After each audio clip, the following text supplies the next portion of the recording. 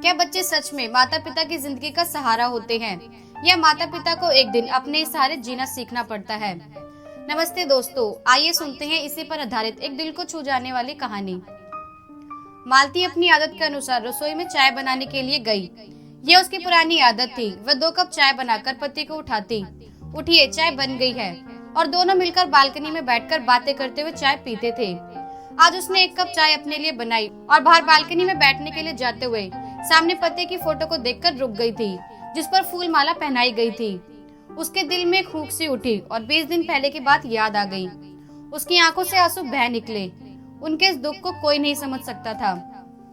मेरा कितना ख्याल रखते थे, मेरी हर जरूरत को पूरा करते थे, आज मुझे अकेला छोड़कर चले गए हैं। 65 साल की मालती एक सरकारी स्कूल में पढ़ाती थी।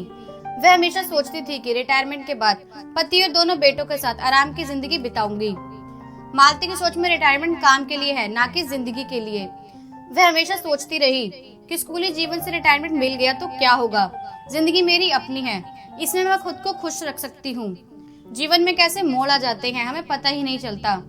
हम सोचते कुछ और है और होता कुछ। इस उम्र में वह अकेली हो गई है, किससे मदद की उम्मीद करे। इतने सालों से बच्चों का सहारा है सोचा था, पर दोनों बेटे अपने माता पिता को छोड़कर अपने परिवार को लेकर विदेश चले गए हैं। इसलिए मालती इस खालीपन को अपनी जिंदगी में ढो रही है। इसका दुख वह खुद जानती है। मालती बालकनी में ये सब सोचते हुए आंखें मूंद कर बैठी हुई अपनी जिंदगी के खूबसूरत पलों को याद करने लगी। जगमोहन जी की अपनी कपड़ों की दुकान थी। वे अच्छे से चलती थी। उनके परिवार का पालन पोषण आराम से हो जाता था। उनके 2 बेटे थे, अजय और विजय। अजय बड़ा बेटा था जिस पर माँ की जान बसती थी। विजय छोटा सा प्यारा सा पिता का दुलारा था। दोनों पति पत्नी मस्ती में एक दूसरे को बच्चों के नाम से ही पुकार लेते थे। जगमोहन जी दुकान से आते समय बाहर से ही पुकारते हुए आते कि अजय की माँ, चाय बन गई है क्या? उनकी सरकत से हंसते हुए मालती बोलती थी, हाँ विजय के पापा, ला रही हूँ। बच्चे उनका मजाक उड़ाते थे। इसी तरह से हंसी खुशी उनका जीवन चल रहा था। दोनों बच्चों को उन्होंने अच्छी शिक्षा दी। अब दोनों की नौकरी लगते ही शादी कराना चाहते थे। जगमोहन जी को लगता था कि अजय उनके कपड़ों के व्यापार में हाथ बटाएगा, लेकिन अजय को इस व्यापार में कोई रुचि नहीं थी। उसे तो विदेश में जाकर नौकरी करना था। उसकी बातों को सुनकर जगमोहन जी ने कहा भी था कि बेटा, मैंने तो सोचा था कि मेरे बाद दुकान की जिम्मेदारी तुम ले लोगे। अब तुम विदेश चले गए तो इसे कौन संभालेगा? अब तुम खुद सोचो कि नौकरी करोगे तो हजारों रुपए से गुजारा करना पड़ेगा। वही मेरे व्यापार को संभाल लोगे तो करोड़ों रुपए कमा सकते हो। मैंने तुम्हें इसलिए भी पढ़ाया था कि तुम अपनी सूझबूझ से व्यवसाय को आगे बढ़ाओगे। अजय ने कहा कि आपके कपड़े की दुकान में काम करने के लिए मुझे इतने पढ़ने की जरूरत नहीं है। उसे तो थोड़ी सी पढ़ाई करके ही संभाल सकते हैं।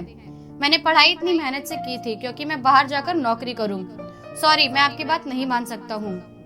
जगमोहन जी अभी भी हार नहीं मानना चाहते थे। उन्होंने फिर से अजय को समझाकर कहने लगे, देखो बेटा, पढ़ाई लिखाई सिर्फ नौकरी के लिए नहीं है। व्यवसाय में आओगे तो नए नए तरीके अपनाकर उसे आगे बढ़ा सकते हो।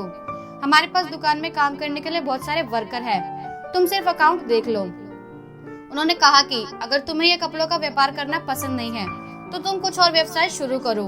अगर वह भी नहीं पसंद है तो नौकरी ही कर लो, पर यही इंडिया में हमारे आंखों के सामने रहो, बाहर मत जाओ। जगमोहन जी ने उसे बहुत समझाने की कोशिश करी, पर वह टस से मस नहीं हुआ।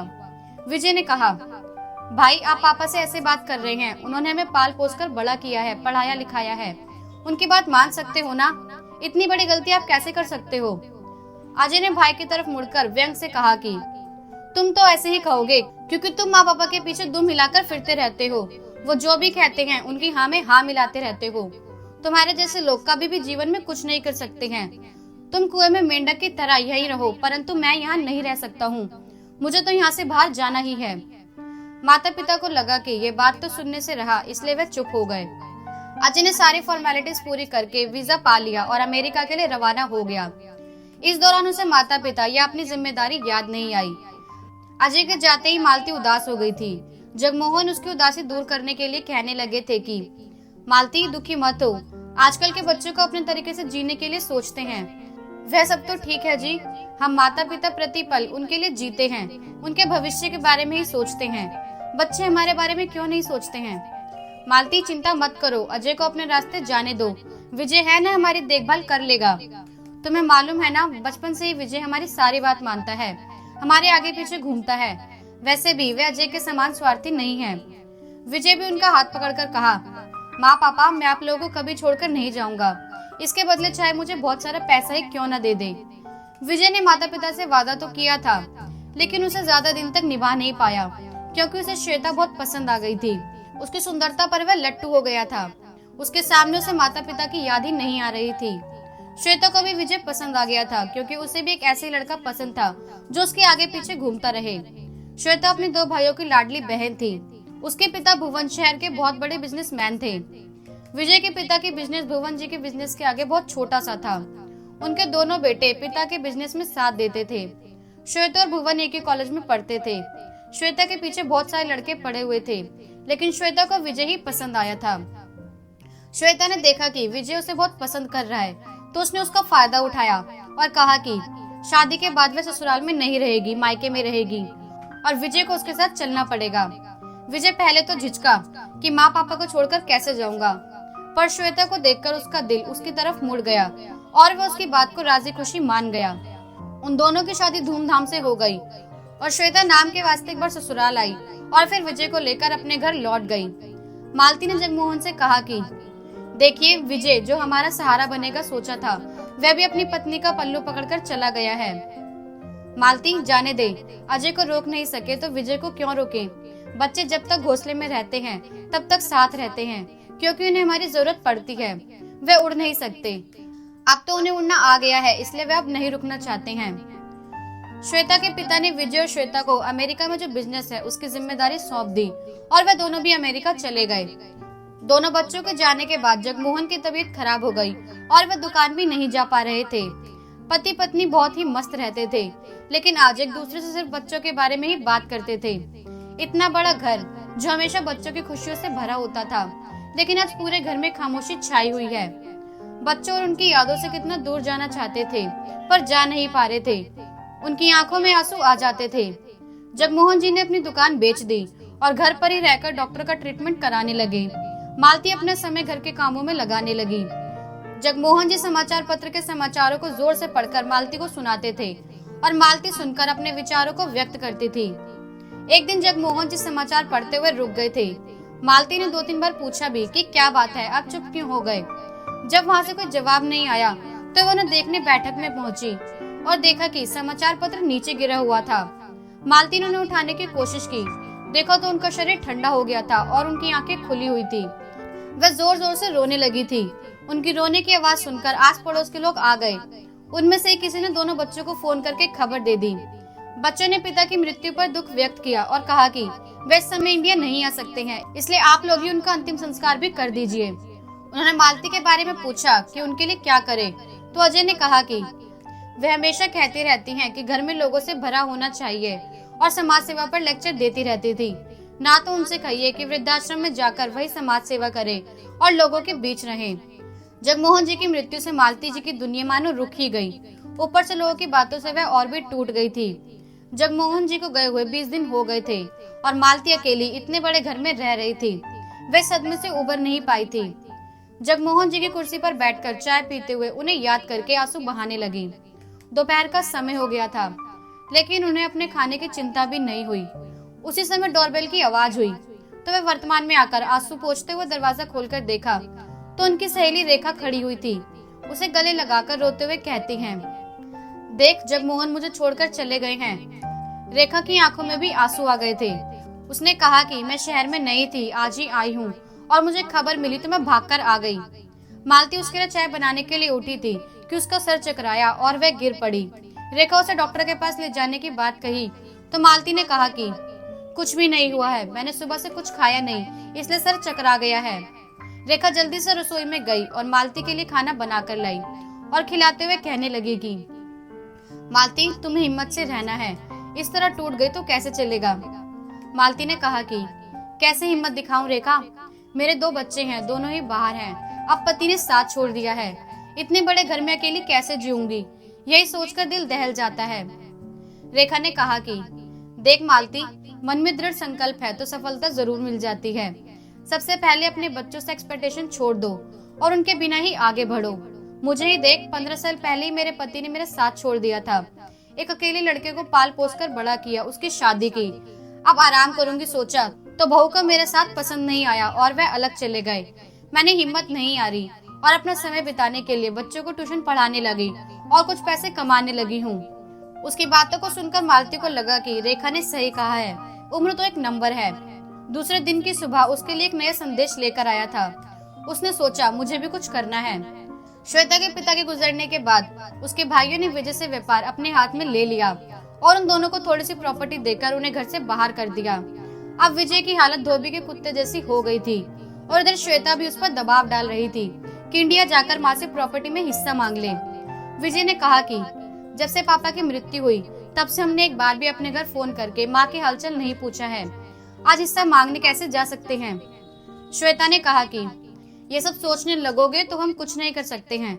एक काम करो, अपने भाई को भी फोन करो और दोनों मिलकर जाओ और अपनी माँ से हिस्सा मांगो। अजय की भी नौकरी छूट गई थी और दूसरी नौकरी मिल नहीं रही थी, तो उसकी पत्नी ने भी उसे इंडिया जाकर प्रॉपर्टी में हिस्सा मांगने के लिए कहा था। अब जब विजय भी पैसे मांग रहा था तो अजय तैयार हो गया। दोनों ने एक साथ जाने का निर्णय लिया। अजय 8 साल बाद और विजय 6 साल बाद इंडिया आ रहे थे। इंडिया पहुंचकर उन्होंने टैक्सी लिया और घर की तरफ चल पड़े। घर के बाहर टैक्सी रुकी तो दोनों एक दूसरे को आश्चर्यचकित होकर देखा, क्योंकि वहाँ कुछ फंक्शन है। शायद बहुत चहल पहल थी। गेट के पास एक बोर्ड लगा हुआ था, जगमोहन मेमोरियल स्कूल। मालती ने अपने घर की मरम्मत कराई और वहाँ गरीब बच्चों के लिए स्कूल खोला था। उस दिन स्कूल का वार्षिकोत्सव समारोह था। शहर के मेयर को बुलाया गया था। फंक्शन अच्छे से खत्म हो गया था। सब लोगों ने मालती को बधाई दी। सबके जाने के बाद मालती घर आकर अपने दोनों बेटों को वहाँ बैठा हुआ देख चकित हो गई थी। उन्हें सपने जैसा लग रहा था, परंतु जब दोनों ने उनके पैर छुआ तब लगा कि ये सत्य है। उनकी आंखें नम हो गई थी। अरे बेटे, रास्ता भटक कर यहाँ आ गए हैं। बहुत ही व्यस्त रहते हैं आप दोनों, इसलिए पिता की मौत पर भी नहीं आ सके थे। उनकी बातों को वो दोनों सर झुकाए सुन रहे थे। मालती ने कहा, ठीक है, ये सारी बातें पुरानी हो चुकी हैं। आप दोनों कैसे हैं? दोनों ने एक साथ कहा कि हम ठीक हैं। आप कैसी हैं? एक समय था जब मैं ठीक नहीं थी, बहुत दुखी थी, लेकिन आज मैं बहुत खुश हूँ। तुम लोग बैठो, तुम लोग के खाने का इंतजाम कर देती हूँ। उनके जाने के बाद दोनों भाई शौक में आ गए थे। उन्होंने सोचा कुछ था, पर यहाँ के हालात कुछ और निकले। उनके बचपन के घर अब पुराने जैसे नहीं रहा। 3 मंजिला मकान बन गया है जहाँ स्कूल अच्छे से चल रहा है। माँ से अपनी बात कहने की हिम्मत नहीं हो रही थी। उन्हें डर इस बात का था कि बिना पैसे लिए गए तो दोनों की बीवियां चुप नहीं बैठेंगी। उन्हें क्या जवाब देंगे, यही सोच रहे थे। इस बीच माँ ने खाना खाने के लिए बुलाया तो दोनों ने खाना खाया और कुछ सोचते हुए बैठक में बैठे हुए थे। माँ ने समझ लिया था कि वे कुछ कहना चाहते थे। अजय ने हिम्मत करके कहा, माँ आपसे कुछ कहना है। मालती ने कहा कि मुझे मालूम है तुम दोनों यहाँ क्यों आए हो, परंतु वह तुम लोगों को नहीं मिलेगा। दोनों ने आश्चर्यचकित होकर मालती की तरफ देखा। मालती ने कहा कि मैं तुम्हारी माँ हूँ, तुम लोगों के दिल की बात बिना कहे समझ जाती हूँ। उस बात को सुनते ही दोनों के पसीने छूटने लगे। बात यह है कि तुम लोगों को इस घर से कोई हिस्सा नहीं मिलेगा। तुम लोग दुकान नहीं चाहते थे और उसे हमने बेच दिया है। उन पैसों से इस घर की मरम्मत कराई है और स्कूल खोल दिया है और इस भवन को स्कूल के ट्रस्टी के नाम कर दिया है। मैं रहूं या ना रहूं, यह स्कूल चलता रहेगा। अजय ने गुस्से में कहा कि आपको ये सब करने की जरूरत क्या है? देखो, मेरे लिए पैसे ही सब कुछ नहीं था, परंतु जिन लोगों के लिए इतना बड़ा घर बनाया गया वो तो विदेश में जाकर बस गए हैं। तुम्हारे पिता की मृत्यु के बाद मैं अकेले रह गई थी। कैसे रहूंगी समझ नहीं पा रही थी। हाँ अजय, तुमने मुझे सलाह दी थी ना कि मैं अकेली नहीं रह सकती हूँ, तो वृद्धाश्रम में जाकर रह लूं। उस समय मेरे मन में ख्याल आया कि मैं दूसरों की सहायता करूँ, समाज सेवा करूँ। तुमने कहा था कि एक समय आने पर बच्चों को अकेला छोड़ देना चाहिए, माता पिता को उन्हें अपने पास रोककर नहीं रखना चाहिए। मैं तुम्हारी ही पद चिन्हों पर चल रही हूँ। उसी समय नौकर ने आकर कहा कि आपके लिए कोई आया है। वे बच्चों की तरफ मुड़कर देखती है और कहती है कि मुझे काम है। मैंने अपना आखिरी फैसला आप लोगों को सुना दिया है। आप लोगों को जब तक रहना है रहिए, मैं चलती हूँ, कहकर वह चल पड़ी। दोस्तों, क्या मालती जी का फैसला सही था या बच्चों को हिस्सा देना चाहिए था? आप क्या सोचते हैं, कमेंट में जरूर बताइए।